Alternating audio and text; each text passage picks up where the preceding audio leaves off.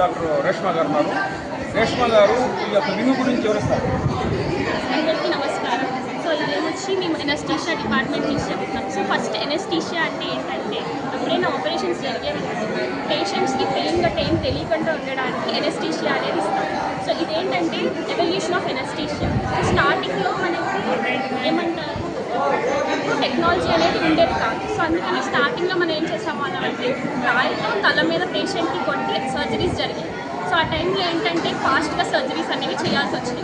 దాని తర్వాత హర్బ్స్ ఇంకా ఆల్కహాల్ యూస్ చేస్తూ అవి ఇచ్చి సర్జరీస్ చేసేవారు. దాని తర్వాత 1846 ఫస్ట్ ఇన్ ఓపెన్ సర్జరీ అనేది జరిగింది.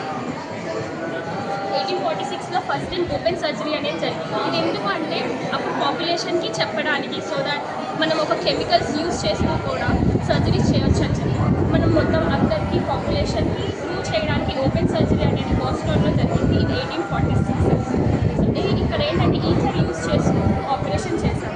సో అప్పటి నుంచి మనం ఓన్లీ కెమికల్స్ యూస్ చేయడం స్టార్ట్ చేసాం.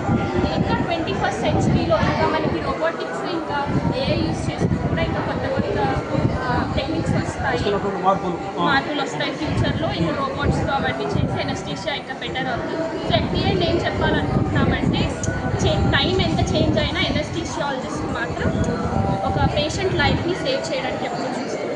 Thank you. అంటే బయట ప్రజలకి ఇక్కడ ఏం జరుగుతుందో తెలియదు. అందరూ ఏంటంటే ఫోన్లో చూసి చాట్‌జిపిటీలో కొట్టి అవే నమ్ముతారు, డాక్టర్ని నమ్మరు. సో ఇక్కడికి వచ్చి వాళ్ళకి రియాలిటీ తెలుస్తుంది, అన్నీ ఎలా అవుతాయి అని అవగాహన తెలుసు. చాలా మందికి ఎనస్థీషియా అంటే